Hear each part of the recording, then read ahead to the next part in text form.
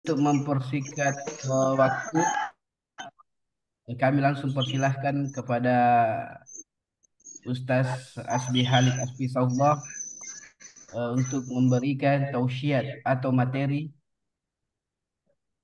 Ya, tafadhal Ustaz, silakan Ustaz. Iya, Bismillahirrahmanirrahim. Assalamualaikum warahmatullahi wabarakatuh. Waalaikumsalam warahmatullahi Warahmatullahi wabarakatuh. wabarakatuh. Ya. Eh, Jazakallah khair, Ustaz Abu Azim, dan Masya Allah, saya juga tadi sempat mendengarkan percakapan-percakapan jamaah, Masya Allah. Ini sebenarnya taklim sekaligus reuni juga, ya, mempererat Amin. silatul ukhuwah. Iya. Sebenarnya ya, Masya Allah, Ustaz Abu Azim, Ustaz Ibrahim, ya, kita mendapatkan dua keutamaan sebenarnya pada pagi ini. Pertama, keutamaan majelis ilmu, yang kedua keutamaan silaturahim, ya. Meskipun Amin. tentunya ya, eh, apa kita lama tidak ketemu, maka ini merupakan sebuah dua keistimewaan yang kita dapatkan pada pagi ini. Baik. Alhamdulillah, alhamdulillahirabbil alamin, wassalatu wassalamu ala asyrafil anbiya'i wal mursalin nabiyina Muhammadin wa ala alihi wa sahbihi wa man tabi'ahum bi ihsanin ila yaumiddin, amma ba'd.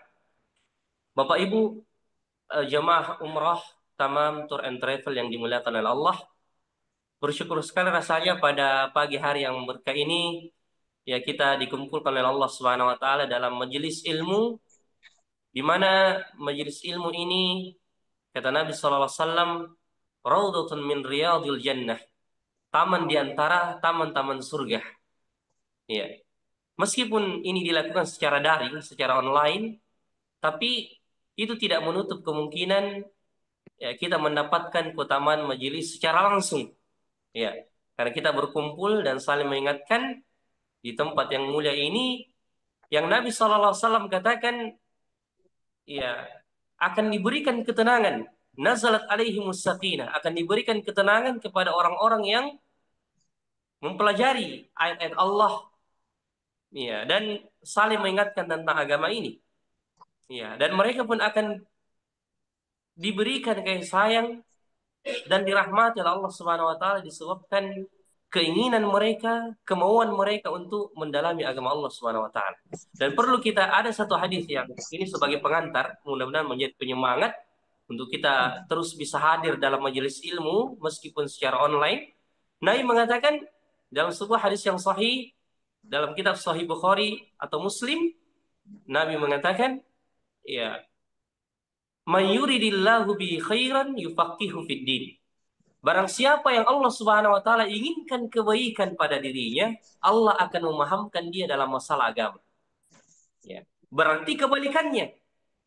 Jika kita kemudian bermalas-malasan dan tidak ada keinginan untuk menuntut ilmu atau bermajelis ilmu, maka boleh jadi itu tanda Allah tidak menginginkan kebaikan bagi kita.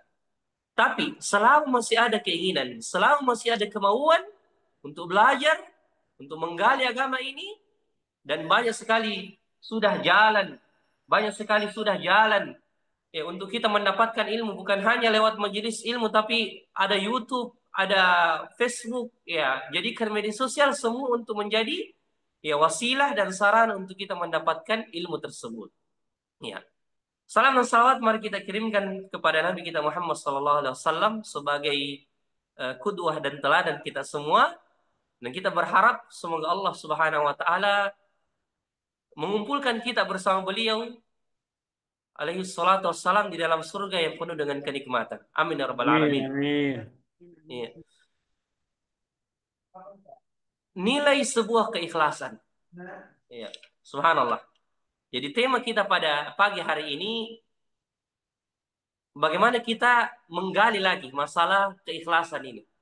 Karena keikhlasan ini merupakan syarat utama amalan kita diterima di sisi Allah Subhanahu wa taala. Kalau tidak ada ikhlas, maka runtuh. Ibaratnya bangunan yang kita bangun tidak ada pondasinya, sekali ditiup angin akan runtuh semuanya. Tidak ada yang bisa kita ambil manfaatnya.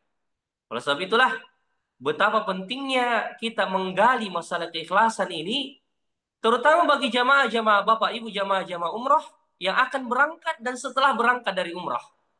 Ya, ini agar kita di tahun travel insya Allah ingin membantu Bapak Ibu.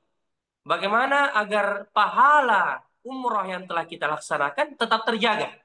Begitupun yang akan berangkat, ya akan diberkahi oleh Allah Subhanahu Wa Taala dan diberikan kemudahan ketika dia betul-betul menghadirkan keikhlasan itu di dalam dirinya. Ya. Tapi tentunya bagaimana kita bisa ikhlas jika kita tidak mengetahui hakikat dari ikhlas itu. Ya. Oleh sebab itu pada subuh hari ini setelah pada pekan lalu kita membahas tentang makna atau pertemuan yang lalu kita membahas tentang makna dan hakikat keikhlasan, ya. Makna dan hakikat keikhlasan bahwasanya ikhlas itu ya bagaimana kita betul-betul memurnikan ketaatan kita, niat, tujuan, maksud, dan apa yang kita ucapkan dan lakukan semuanya berfokus ya untuk dipersembahkan dan ditujukan hanya kepada Allah. Ya, maka pada kesempatan pagi hari ini kita akan membahas sedikit bagaimana sih nilainya keikhlasan itu. Bagaimana besarnya dan pentingnya nilai keikhlasan itu. Semoga dengan kita mengetahui ini ada motivasi di dalam diri kita ya untuk kita bisa menuju kepada keikhlasan itu. Karena jiwa ini Bapak Ibu sekalian selalu dibumbui dengan keinginan-keinginan duniawi. Ya, jiwa ini selalu difitrahkan cenderung kepada perhatian manusia, pujian manusia, penghargaan manusia kepada kita. Ya, maka perlu ini kita bagaimana memfokuskan dan uh, me, menjadikan hati kita betul-betul hanya tertuju kepada Allah Subhanahu wa taala. Nilai sebuah keikhlasan di dalam sebuah buku yang ditulis oleh seorang ulama besar di Saudi yaitu Profesor Dr. Khalid As-Sabat ya yang menulis buku uh, yang berjudul A'malul Qulub, Silsilah Amalan Hati. Di sini beliau menyebutkan tentang uh, apa kedudukan ikhlas dan keistimewaannya. Kita akan sebutkan. Mudah-mudahan menjadi motivasi untuk kita bisa meraih keikhlasan itu. Yang pertama, Bapak Ibu sekalian tentunya, ikhlas itu, kata ulama kita, huwa haqiqatul Islam alladzi ba'atsallahu bihi Rasulillah sallallahu alaihi wasallam. Ya, atau ba'atsa bihi al-mursalin alaihi salatu wassalam. Jadi keikhlasan itu merupakan hakikat Islam yang dimana inilah tujuan besarnya diutusnya para nabi dan rasul di permukaan bumi ini. Jadi tidak ada nabi, tidak ada rasul yang diutus oleh Allah Subhanahu wa taala kepada umatnya, kepada manusia, termasuk Nabi kita Muhammad sallallahu alaihi wasallam kecuali mendakwahkan tentang keikhlasan ini. Mendakwahkan tentang keikhlasan ini.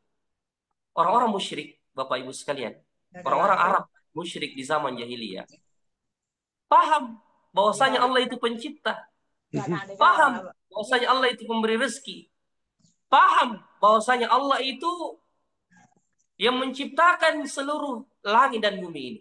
Tapi di mana letak kesalahannya? Di mana letak kesalahannya?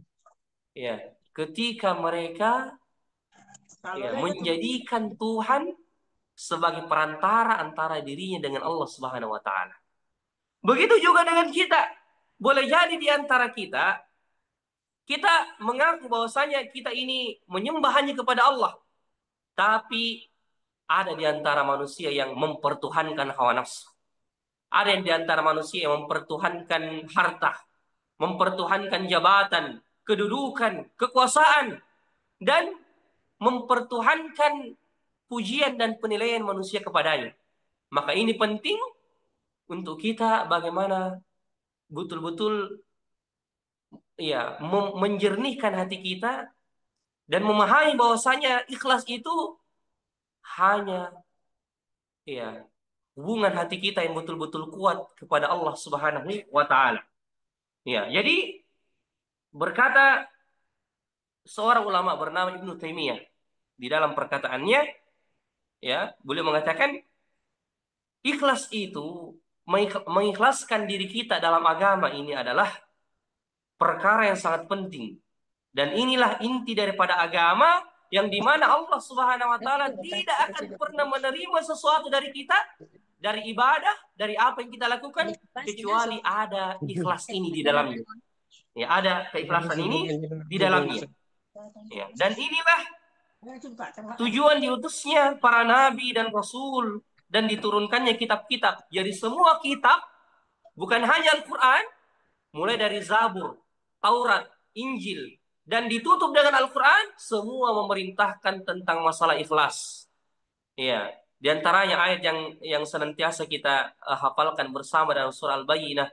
Ya, Allah Subhanahu wa taala berfirman, "Wa ma umiru illa liya'budullaha mukhlishina lahuddin." Kami tidak memerintahkan mereka kecuali betul-betul menjernihkan ibadah mereka, mengikhlaskan ibadah mereka hanya kepada Allah Subhanahu wa taala. Ya. Ya.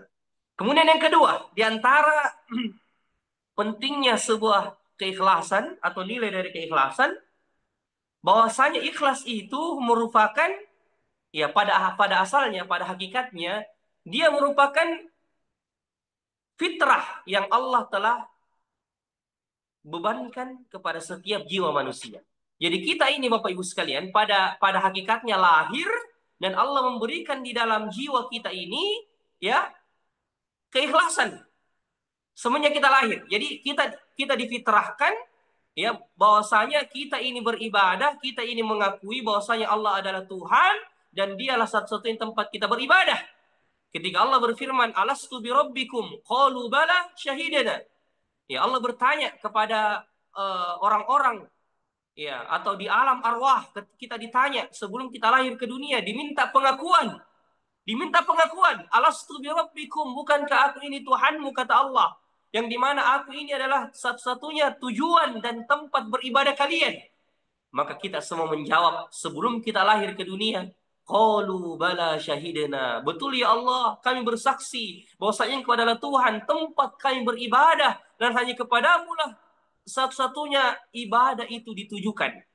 Kepada Engkau lah satu-satunya tempat kami mempersembahkan ibadah itu.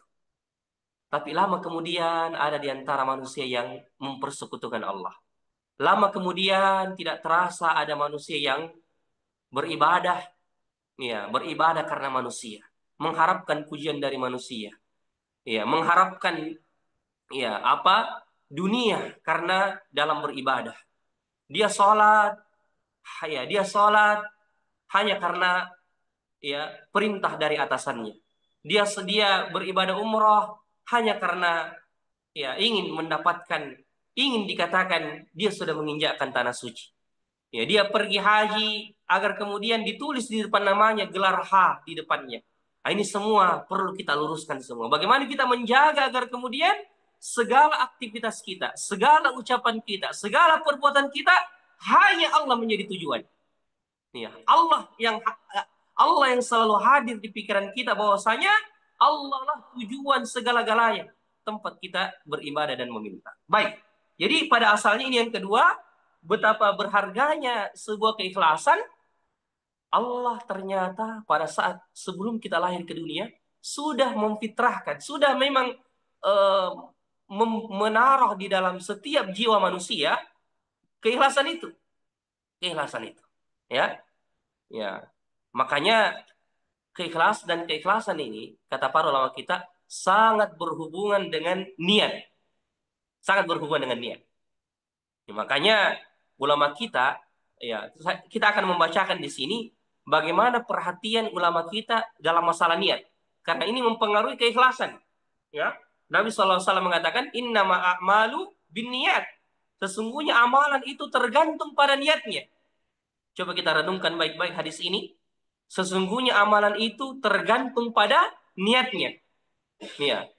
Faman kanat hijratuhu lillahi wa rasulih fa hijratuhu ilallahi wa rasulih. Barang siapa hijrahnya, barang siapa ibadahnya untuk Allah dan Rasulnya, maka dicatat hijrahnya untuk Allah dan Rasulnya. Tapi kata Nabi, wa man kanat hijratuhu lidunya. Ya, barang siapa hijrahnya, ibadahnya ditujukan hanya untuk mendapatkan dunia, atau dia berhijrah untuk mendapatkan wanita yang diinginkannya, yang ingin dinikahinya, maka tidak ada yang dia dapatkan kecuali apa yang telah dia niatkan. Tidak ada pahala. Ya, maka berkata seorang ulama yang bernama Yahya Ibnu Abi Katsir dalam buku ini disebutkan, boleh mengatakan, ta'allamun niyah, pelajarilah masalah niat. Fa innaha ablagu minal amal, karena sesungguhnya niat itu lebih besar keutamaannya daripada amalan itu sendiri. Jadi sebelum kita melakukan ibadah yang ya, nampak sebagai ibadah seperti sholat, puasa, bersedekah, pelajari dulu niatnya. Maksudnya pelajari niatnya, hadirkan dulu apa yang kita inginkan dalam sholat, dalam bersedekah, dalam berumroh, harus selalu hadir itu dalam hati kita. Selalu harus hadir, selalu harus ada di pikiran kita. Untuk apa kita sholat? Untuk apa kita umroh? Ya, karena ulama mengatakan, kapan di pikiran kita ini kosong, iya, kosong dari Allah Subhanahu wa taala, maka syaitan akan menarik kita untuk ya, memunculkan niat selain daripada Allah. Ini pentingnya menghadirkan Allah di dalam pikiran kita selalu sebelum kita beramal. Makanya ulama kita mengatakan, pelajarilah niat karena dia lebih besar daripada sebuah amalan. Karena dengan niat akan menyampaikan seseorang kepada kedudukan apa yang tidak dia dapatkan ketika dia hanya sekedar beramal. Jadi belum tentu sholat yang kita kerjakan berpuluh-puluh tahun itu menyampaikan kita kepada surga. Belum tentu. Menyampaikan kita kepada kedudukan tertinggi. Tapi apa yang menyampaikan kita ke derajat yang tinggi di sisi Allah dengan sholat kita, dengan puasa kita, dengan sedekah kita? Niat. Masalah niat. Ya. Bahkan seorang ulama bernama Ibnu Abi Jamrah ya, pernah menjelaskan dalam sebuah bukunya, beliau ini nampaknya seorang ahli fikih. Seorang ahli fikih ya, dan apa namanya, seorang ulama besar di zamannya, beliau mengatakan, aku berharap lau annal fuqaha man laysa lahu syughlun illa an yu'alliman nasa maqasidahum fi a'malihim. Boleh mengatakan, aku berharap sebenarnya jika orang-orang yang sibuk dalam ilmu fikih ini ya juga menyempatkan waktu untuk mengajar manusia masalah niat-niat dan tujuan-tujuan mereka dalam beramal.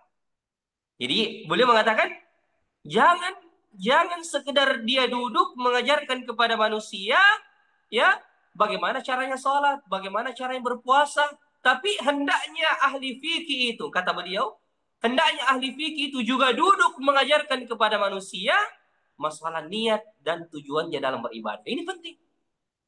Ya, makanya beliau beliau beliau sengaja ya beliau sengaja menyebutkan ini karena jangan sampai kita lupa ya bahwasanya kita hanya mementingkan ya amalan anggota tubuh tapi lupa masalah amalan hati, terutama masalah niat. Ya. Jadi itu Bapak Ibu sekalian. Kemudian yang ketiga di antara nilai sebuah keikhlasan ya, annal ikhlas huwa ruhul amal. Ikhlas itu ruhnya amalan kita. Ya. Jadi bagaimana pendapat Bapak Ibu jika sekiranya ada manusia yang sudah tercabut ruhnya? Setiap manusia yang sudah tercabut ruhnya, maka dia dianggap sudah tidak sudah tidak hidup dan layak dikuburkan. Ya, sudah berpindah ke alam yang lain. Karena dia sudah meninggal, sudah tidak ada ruhnya, sudah tidak bergerak lagi, maka dia sudah dikuburkan. Begitu juga dengan amalan. Ibaratnya amalan, sholat yang kita kerjakan, puasa yang kita kerjakan, umrah yang kita kerjakan, kalau tidak ada ikhlas di dalamnya, sama saja. Ya, itu semua dikali nol. Ya, ibaratnya seorang mayat, sebuah mayat yang siap dimasukkan ke dalam kubur karena dia tidak ada lagi, tidak hidup lagi, tidak bisa lagi berjalan di permukaan bumi ini, maka dia akhirnya dikuburkan. Maka begitu juga dengan amalan, kapan tidak ada ruh, tidak ada keikhlasan di dalamnya, maka sama saja dia bagaikan jasad tanpa ruh. Ya, bagaikan jasad tanpa ruh. Ya, maka di sini disebutkan oleh ulama kita ya. Ya. Ya. Ya. Ikhlas itu adalah intinya masalah hati kita. Ya, dia akan, jika seseorang tidak memiliki keikhlasan, itu bagaikan ya, jasad tanpa ruh. Sebanyak-banyaknya dia beramal, amalan dia hanya akan mendapatkan rasa capek, rasa letih dari amalannya jika tidak ada ikhlas. Ya. Dan hakikat dari keikhlasan itu seperti kata ulama kita di sini, wa anna manzilatal ikhlas minal a'mal ka manzilatil wukuf bi Arafah min a'malil hajj. Subhanallah, ulama kita mengatakan sesungguhnya kedudukan ikhlas itu di antara semua amalan. Ya, kalau kita membandingkan bagaimana keistimewaannya ini ikhlas di antara seluruh amalan, sholat, puasa dan lainnya, seperti kedudukan wukuf di Arafah di antara semua amalan-amalan haji. Ya. Jadi kalau ada orang datang, dia melaksanakan semua tawaf ifadah, sa'i, kemudian bermalam di Mina, tapi tidak wukuf di Arafah, sama saja tidak dianggap hajinya. Al-Hajju Arafah. Nabi mengatakan Al-Hajju Arafah. Haji itu ada di Arafah. Kapan tidak masuk di Arafah, meskipun 1 jam, setengah jam, maka tidak dianggap hajinya. Tidak sah. Ya. Kapan dia melakukan semua amal ibadah haji tapi tidak menginjakkan kakinya beberapa saat di Arafah, tidak dianggap hajinya. Karena haji intinya ya berpusat di Arafah. Disitulah pusatnya ibadah haji. Ya, biar bagaimana orang mengakui dirinya haji, biar dia saya sudah melempar Ustaz, saya sudah tawaf, saya sudah sa'i, tapi saya tidak wukuf di Arafah, sama saja tidak dianggap haji. Begitu juga dengan keikhlasan. Begitu juga dengan keikhlasan. Ya. Dan di sini ada kalimat yang menarik yang disebutkan oleh ulama kita. Ibnul Jauzi, salah seorang ulama yang banyak memperhatikan masalah tazkiyatun nufus, bagaimana membersihkan jiwa ini, pernah menulis dalam sebuah tulisannya. Ya, beliau mengatakan, ya, ikhlas la yahtaju minka ila idharin wa i'lamin bi annaka mukhlis. Ya, coba saya minta perhatian Bapak Ibu, ini kalimat yang penting untuk kita ketahui. Fal ikhlasu la yahtaju minka ila idharin wa i'lamin bi annaka mukhlis. Ikhlas itu kata beliau tidak membutuhkan darimu untuk engkau tampakkan dan engkau sampaikan bahwasanya engkau sudah ikhlas. Ya, biasanya kan ada itu orang mengatakan saya bersedekah ini ikhlas karena Allah. Ya sebenarnya itu tidak dibutuhkan untuk kita katakan kalimat itu. Saya umroh ikhlas lillahi taala. Sebenarnya ya orang yang ikhlas tidak perlu menyampaikan itu. Bahwasanya saya ikhlas Ustaz.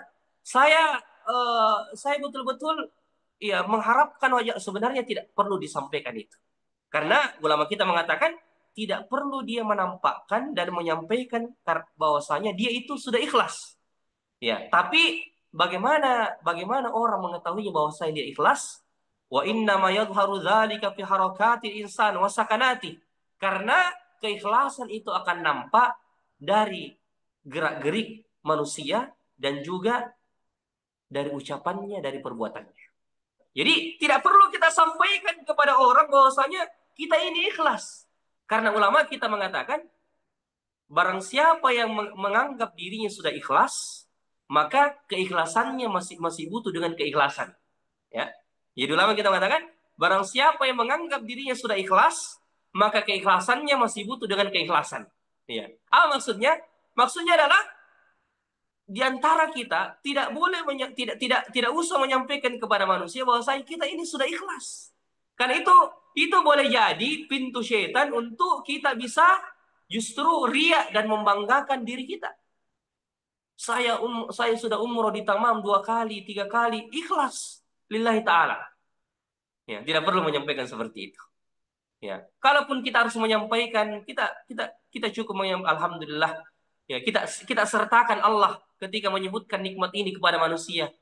Iya, alhamdulillah. Ya, sudah pakai umroh di Tamam? Iya, alhamdulillah sudah karena taufik dari Allah. Alhamdulillah sudah 2-3 kali ikut di Tamam. Iya, alhamdulillah. Cukup seperti itu, tidak perlu lagi mengatakan ya Ya, saya sudah umur 23 kali di tamam. Ya, ikhlas karena Allah. Tidak perlu seperti itu. Ya, tidak perlu seperti itu karena ini justru akan mengurangi pahala keikhlasan kita. Ya. Jadi tidak usah kita sampaikan kepada manusia. Itu pun nanti kita ditanya. Ya, sudah makin umroh kita jawab sekedarnya saya. Iya, alhamdulillah sudah. Ya, itu karena taufik dari Allah Subhanahu wa taala. Bukan karena kemampuan saya. Dengan seperti itu akan mengusir penyakit ria dan sombong di dalam hati kita. Kemudian, ya, Ibnu Jauzi mengatakan, wa tadhharu adharuhu alaihi, akan nampak jadi orang yang ikhlas akan nampak pengaruhnya pada dirinya. Ya. Wa amman ladzi yatasanna nas. Adapun orang yang membuat-buat, ya, atau mencari perhatian di hadapan manusia, mencari muka di hadapan manusia, ya, dengan cara dia, ya, berusaha menyampaikan amalannya, ya, dan juga dia menampakkan kepada manusia, saya ini orang yang ikhlas, saya ini, ya, orang yang berusaha untuk memperbaiki hati saya. Justru itu kata ulama kita, yufsidu qalbahu wa la yaziduhu dzalika illa syai'an fi qulubil khalq. Justru itu akan merusak keikhlasan kita dan menghinakan diri kita di hadapan manusia. Ya, jadi sekali lagi tidak perlu ada kata-kata itu. Saya ikhlas karena Allah. Usahakan kita tidak ucapkan itu, ya, tidak ucapkan itu. Kemudian, ya, eh, tidak usah kita mencari muka dan perhatian di hadapan manusia. Ya, bahwasanya saya ini orang yang berusaha ikhlas, tidak usah. Cukup kita dengan Allah Subhanahu wa taala saja. Ya, karena siapa sebenarnya yang mau kita cari perhatiannya? Apakah Allah atau manusia? Kalau kita berusaha mencari perhatian manusia, kita akan berusaha melakukan sesuatu bagaimana manusia ini perhatian sama kita. Bagaimana manusia ini memberikan penghargaan dan pujian kepada kita. Itulah hakikat orang-orang yang mencari muka dan perhatian di hadapan manusia. Ya, Mas kalian. Ya, maka ini penting kata Ibnu Jauzi bahwasanya tidak usah seorang hamba itu menampakkan di hadapan manusia bahwasanya dia ini orang yang berusaha ikhlas. Apalagi sampai menyatakan bahwasanya saya ini ikhlas lillahi ta'ala. Tidak usah dia sampaikan seperti itu. Ya. Ya. Kemudian, ya, Fudail bin Iyad, salah seorang ulama, pernah mengatakan ketika menafsirkan firman Allah Subhanahu wa taala, "Alladzi khalaqal mauta wal hayata liyabluwakum ayyukum ahsanu amala." Dialah Allah yang telah menciptakan kepada kalian kematian, kehidupan dan kematian, liyabluwakum ayyukum ahsanu amala, untuk menguji kalian siapa yang paling baik amalannya. Perhatikan Bapak Ibu sekalian, Allah tidak bilang di sini untuk menguji kalian siapa yang paling banyak. Jadi bukan yang paling banyak amalannya, tapi yang paling baik. Karena biar banyak, kalau tidak baik, sama saja, tidak ada nilainya. Nah, maka apa yang menjadikan amalan itu menjadi baik? Dua. Kata Fudail bin Iyad, dua. Pertama, ya, yang menjadikan amalan itu baik, yang pertama keikhlasan seorang hamba kepada Allah. Bahkan Abdullah bin Mubarak mengatakan, rubba amalin saghirin tukabbiruhun niyah.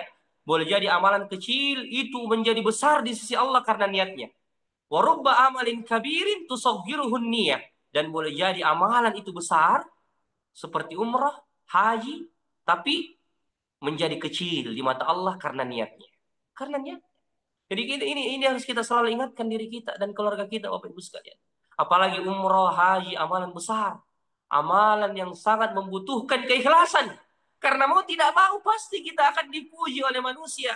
Pasti kita akan dilihat oleh manusia. Tidak sama dengan puasa misalnya. Atau bersedekah bisa sembunyi-sembunyi. Tapi umrah, bagaimanapun kita menyembunyikan atau haji pasti manusia tahu.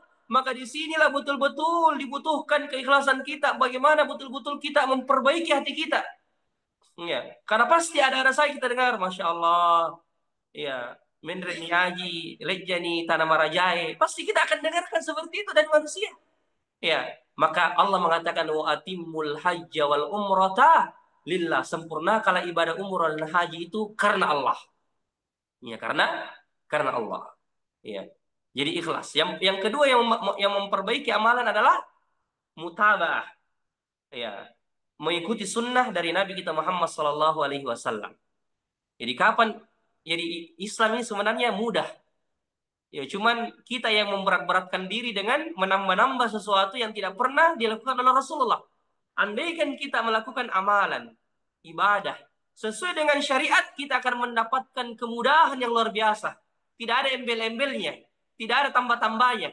Ya, karena yang ditambah-tambah itu hanya memberatkan sebenarnya memberatkan jiwa kita. Tapi kalau kita betul-betul mempelajari bagaimana sunnahnya Rasulullah berumrah, bagaimana sunnahnya Rasulullah dalam berpuasa, bagaimana sunnahnya Rasulullah dalam sholat, kita akan beristirahat, akan tenang hati ini. Karena mudah dilakukan. Oh, ternyata mudah dipalik. Bagaimana penyelenggaraan jenazah sesuai sunnah Rasulullah, bagaimana penyelenggaraan umrah sesuai sunnah Rasulullah. Sangat mudah, tidak ada embel-embelnya. Ya, maka inilah yang akan memperbaiki ibadah kita kepada Allah Subhanahu wa taala. Ya. Sudah hampir jam 7, kita percepat saja. Ya. Di antara nilai sebuah keikhlasan bahwasanya ya, keikhlasan itulah yang akan memberikan nilai kepada diri kita di hadapan Allah nanti. Jadi orang akan dibangkitkan, kita semua ini akan dibangkitkan Bapak Ibu sekalian dengan membawa amalan kita, membawa pahala sholat kita, membawa ibadah puasa kita, umroh kita, haji kita. Tapi yang menjadi pertanyaan besar, apakah itu sudah murni diberikan dan ditujukan kepada Allah? Ataukah masih ada di dalam jiwa kita ruang dan tempat untuk memberikan ibadah itu kepada manusia? Untuk mencari pujian manusia, untuk mencari perhatian manusia ataukah tidak? Nah, ini akan menjadi penentu keberhasilan amalan kita. Makanya ulama kita mengatakan, ya, ya, sebelum kita beramal, munculkan dulu dalam hati kita apapun yang mau kita lakukan. Mau ki umroh, mau ki haji, mau ki sholat, mau ki berpuasa, mau ki bersedekah, jangan ki langsung lakukan nih. Jangan langsung lakukan. Ya, tapi sebelum kita lakukan, misalnya kan kita mau berpuasa, kita mau sedekahin. Jangan langsung berangkat masukkan di masjid, tapi munculkan dulu niat dan tanya diri kita. Misalnya saya sudah keluar, saya sudah ya kasih masuk tangan saya di kantong mau bersedekah. Nah, maka saya ini harus munculkan dulu di pikiran saya, di hati saya bilang, Hasbi, ya, mau ke apa bersedekah? Apa tujuan tak bersedekah? Itu kita tanyakan, kita sendiri yang bertanya pada diri kita. Munculkan dalam hati kita pertanyaan seperti itu. Hasbi, ya, kenapa kamu bersedekah dan untuk apa kamu bersedekah? Ya. Munculkan pertanyaan itu. Dengan seperti itu akan memancing untuk kita bisa ikhlas. Karena kapan kita sekedar beribadah, sekedar melakukan sesuatu, tidak ada kita hadirkan tadi pertanyaan-pertanyaan seperti itu atau niat-niat seperti itu, boleh jadi syaitan mengambil alih masuk ke dalam hati kita, bersedekah kok. Coba lihat ada orang yang memperhatikanmu. Coba lihat betapa banyak nilai sedekahmu ini. Engkau Masya Allah, engkau adalah orang yang coba sampaikan bahwasanya lihat orang yang ada di sekitar dia, lihat engkau bersedekah. Maka boleh jadi bergeser niatnya dan terganti niatnya, akhirnya ada di dalam pikirannya untuk mau dihargai, mau diperhatikan. Inilah yang bahaya ya mas kalian. Ya, kita juga umroh begitu. Karena orang banyak, apalagi kalau banyak yang mengantar kita pergi umroh, banyak yang mengantar kita, itu wajar. Karena itu rasa bahagia kesian dari keluarga kita mengantar kita, melepas kita. Tapi jangan sampai kata-kata orang itu mempengaruhi niat kita. Ya. Jangan sampai perkataan, Masya Allah Minrin Itana Marajai, Masya Allah Aji nih, Masya Allah ya Megalada Palanna, itu mempengaruhi hati kita. Karena kapan kata-kata semacam ini mempengaruhi hati kita, mempengaruhi jiwa kita, berarti keikhlasan kita perlu dipertanyakan. Jadi jangan, usahakan tetap perbaiki kalau ada kata-kata muncul seperti itu yang kita dengar dari manusia, kembali tanyakan, apa tujuan saya beribadah? Apa tujuan saya pergi tanah suci? Apakah saya mau dikatakan Pak Haji? Apakah saya mau dikatakan ya apakah apakah saya mau dikatakan orang yang masya Allah sudah injak tanah suci? Ya, saya harus sadar ini ibadah saya tidak persembahkan untuk manusia tapi untuk Allah, untuk Allah, ya, untuk Allah Subhanahu wa taala. Makanya begitu juga di hari kiamat. Jadi di hari kiamat semua amalan kita Bapak Ibu sekalian, ibadah kita akan ditanya tentang dua pertanyaan. Amalan dan ibadah kita akan ditanya dengan dua pertanyaan. Yang pertama, lima fa'alta.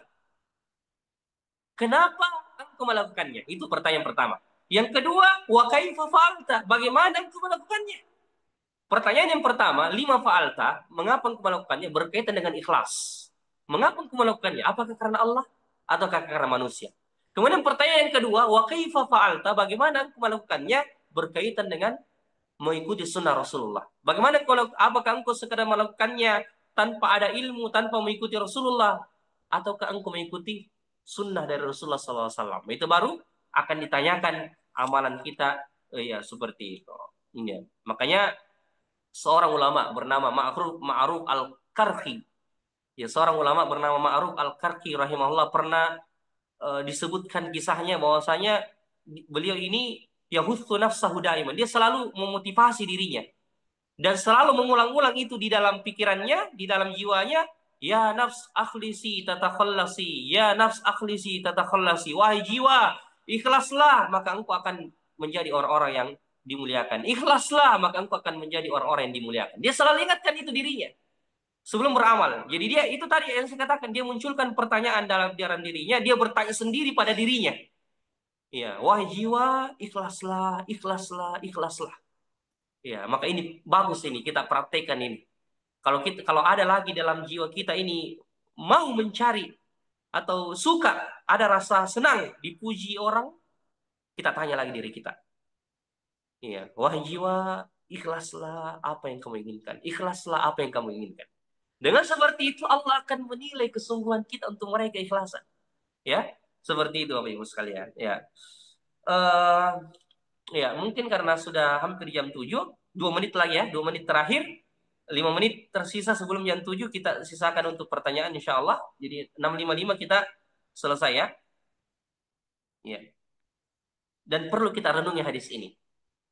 Ya. Nabi SAW pernah mengatakan dari hadis Abu Hurairah radhiyallahu anhu. Qala Allah tabaraka wa ta'ala, Allah Subhanahu wa taala mengatakan, ana abna syuraka'i min anisyirik. Saya paling tidak membutuhkan yang namanya persekutuan, kesyirikan, ya, dipersekutukan. Man amila amalan asyraka fihi ma'iya ghairi taraktuhu wa syirkah. Barang siapa yang beramal sedangkan dia mempersekutukan diriku dengan sesuatu dalam amalan itu, ya, maka aku akan meninggalkan dia dengan kesyirikannya dan aku tidak butuh lagi dengan amalannya. Ya, aku tidak butuh lagi dengan amalannya. Dan dikatakan kepada orang-orang yang ria, orang-orang yang ingin dipuji dengan ibadahnya di hari kiamat, idhabu ila kuntum turauna fid dunya fahal tajiduna indahum jaza. Jadi orang-orang yang ria mau dipuji, mau dibilang, ya, di hari kiamat nanti, di hari kiamat dikatakan mereka akan dihinakan, mereka akan diejek. Ya, dan dikatakan kepadanya, pergilah kepada orang-orang yang dulu engkau mencari muka di hadapannya. Pergilah kepada orang-orang yang engkau harapkan penghargaan, balasan kepadanya. Fahal tajiduna indahum jaza, apakah engkau mendapatkan balasan darinya di hari kiamat? Ya. Jadi orang-orang yang kita harapkan pujiannya, yang kita cari muka di hadapannya, dia dikatakan kepada orang-orang yang suka mencari perhatian dan mencari muka di hadapan manusia, pergi kepada orang-orang yang engkau mencari muka di hadapannya. Apakah engkau mendapatkan balasan? Maka ketika dia pergi kepada orang yang dia mengharapkan mencari muka dan mencari perhatian darinya, orang ini pun mengatakan, saya pun juga membutuhkan pertolongan Allah. Saya tidak bisa memberikan apa-apa bagimu pada hari ini. Maka sungguh kasihan orang yang mengharapkan pujian dan perhatian manusia, tapi lupa mencari perhatian Allah Subhanahu wa Ta'ala.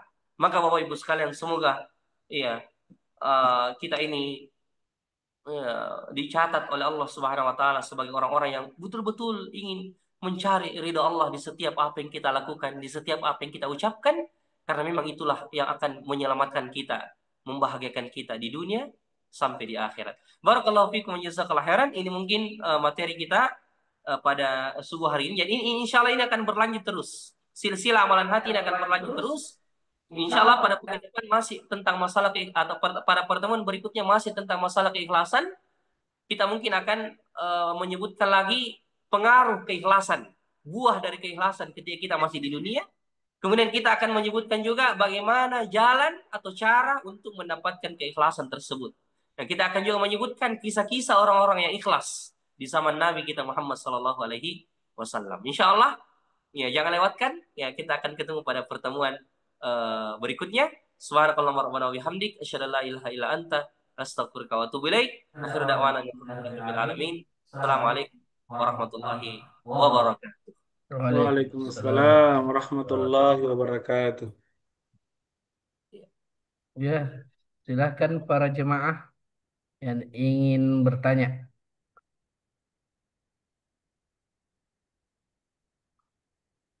Kalau tidak ada yang ingin bertanya, silahkan Pak Ibrahim, apa Bertanya. yang ingin disampaikan. Nah, ya. Sambil menunggu ini jamaah mungkin lagi mengetik di kolom chat. Jadi alhamdulillah kita bersyukur ini Ibu Bapak. Eh, kita insya Allah semoga Allah mudahkan untuk selalu mengikuti taklim online. Jangan ki berkecil hati bilang ini berapa orang Jiki ya, bukan dari jumlahnya yang kita lihat ini, bahkan jikapun Allah berkehendak tidak ada jamaah yang hadir, insya Allah kita akan tetap melakukan taklim online ini minimal ke tim tamam, karena ini juga tim tamam insya Allah perlu juga, eh, bahkan sangat perlu untuk mendengarkan nasihat-nasihat seperti yang Ustazi kita sampaikan tadi dalam melayani jamaah. Ya mari kita memperbaiki niat dalam mengantar jamaah, perlengkapannya, melayani pertanyaannya dan sebagainya. Kita insya Allah seperti yang Ustaz sampaikan tadi, sebuah pelajaran yang mungkin tidak pernah kita dapatkan sebelumnya. Ya, ketika kita mau melakukan ibadah, tanyakan kepada diri kita, kenapa dan untuk apa kita lakukan. Ini ya, memang menjadi hal yang fundamental, insya Allah menjadi substansi yang sangat penting bagi kita semua ibu bapak. Ya, jangan sampai kita ternyata melakukan satu hal yang kita anggap kebaikan, namun kita tidak sertai dengan niat sebelumnya. Ya, konon kabarnya ya, bukan konon ya, ya. Ulama-ulama kita dulu itu salah satu kelebihannya adalah beliau-beliau selalu menghadirkan niat yang beragam, eh, niat yang bermacam-macam ya, ya banyak niatnya. Jadi misalnya pada saat mau berangkat ke masjid di sebuah hari, dia berniat untuk bertemu dengan saudaranya, untuk menyebarkan salam, untuk tersenyum kepada saudaranya jika ada yang dia temui. Kemudian ketika dia sholat sunnah, ya mungkin saja dia 2 rakaat saja, tapi dia gabung niatnya untuk sholat tahiyatul masjid, kemudian sholat sunnah wudhu, kemudian sholat sunnah qabliyah, sehingga memang fisiknya melaksanakan 2 rakaat, namun hakikatnya ternyata beliau melaksanakan 2 rakaat untuk 3 niat sholat sunnah. Nah, itu ya. Baik, Ibu Bapak, mari mungkin ada yang bertanya. Kalau tidak ada yang bertanya, ya ya. Kami mau sampaikan sedikit ini, Ibu Bapak. Eh, Jika ada saudara atau tetangga yang mau melaksanakan ibadah umroh, batch kedua kita itu insya Allah tanggal 23 Agustus. Dan Alhamdulillah masih ada seat yang terbuka. Ada paket promo harga 29.500.000. Dan ada satu hal yang pernah kami sampaikan sebelumnya, tapi tak mengapa kami ulangi di sini, bahwa setiap alumni umroh Tamam Travel itu berhak memberikan voucher senilai 1 juta kepada saudara, tetangga, atau sahabatnya. Jadi kalau misalnya harganya sekarang 32.500.000 untuk reguler, maka jika ibu atau bapak yang merekomendasikan saudaranya, tetangganya, maka yang bersangkutan bisa mendapatkan potongan 1 juta. cukup membayar 31.500.000 untuk yang reguler. Tapi jika mau diambil untuk marketing fee juga tidak ada masalah untuk ibu ya. Ya, ya biar mi Pak Ibu tetap 32,5 nak bayar karena alhamdulillah banyak di hartanya. Nah, tidak apa-apa. Bayar mi 32.500 ke kami. Nah, kami akan transfer ulang ke ibu sebagai marketing fee nanti setelah yang bersangkutan berangkat insya Allah. Jadi sekali lagi jika ada mohon di eh, kita bersama-sama ini mengajak saudara-saudara kita karena terkadang itu ada saudara kita yang memiliki harta, Allah anugerahkan kelebihan harta namun butuh pemicu. Nah, untuk beliau bisa membelanjakan hartanya untuk beribadah dalam hal ini adalah melaksanakan ibadah umroh ke Mekah dan Madinah insya Allah. Oke, ada yang bertanya itu? Kita lihat. Oh, izin pamit ya. Nah, baiklah. Ibu Bapak, kalau memang tidak ada yang bertanya, kami harapkan Ibu Bapak tetap hadir nanti, insya Allah di tanggal 16. Jadi dua, dua pekan ke depan bersama dengan Ustadz Dr. Faisal Abdurrahman. Nah, nanti ketemu lagi dengan Ustadz kita, Ustadz Haji Hasbi Khalid LC MA, itu di pekan pertama. Jadi untuk saat ini kita lakukan taklim online itu di pekan pertama dan di pekan ketiga insya Allah. Iya, baik Ibu Bapak, jadi Ibu Tati, terima kasih telah bergabung. Nah, cuma agak terlambat tapi tidak ada masalah. Insya Allah amalan itu dilihat dari akhirnya dan tergantung dari niatnya. Eh,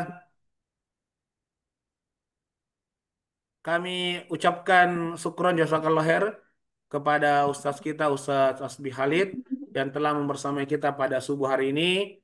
Kami juga mengucapkan terima kasih ke Ibu Nur Hidayah, Adinda Rafika, Ibu Haji Mulyana, Pak Mustafa. Salam sama Pak Haji Rauf. Semoga beliau diberi kesehatan, insya Allah.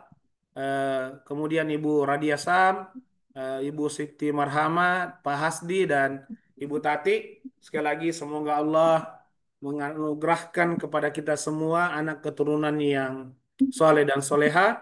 Semoga harta-harta kita menjadi harta yang diberkahi. Demikian pula dengan umur kita. Semoga Allah menganugerahi kita umur yang panjang. Subhanallah. Menganugerahi kita umur yang panjang dan berberkah insya Allah.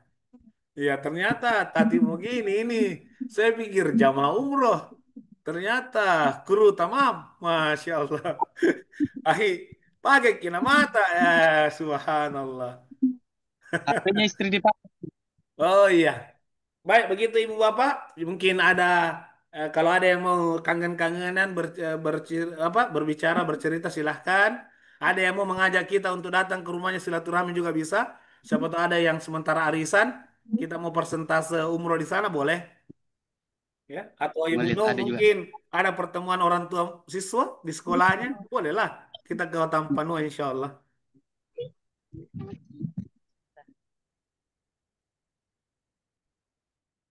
Ya, yang mau live silahkan Ibu Bapak karena ini juga sudah jam 7 mungkin ada kegiatan mau jalan pagi dan sebagainya kami persilahkan insya Allah sekali lagi kita bertemu kembali 2 pekan depan tepatnya di tanggal 16 Agustus.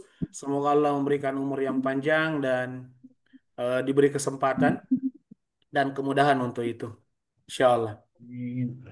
Makasih izin live di mau ke sekolah. Ye ye Bu Nong ye. Assalamualaikum. Waalaikumsalam warahmatullahi wabarakatuh.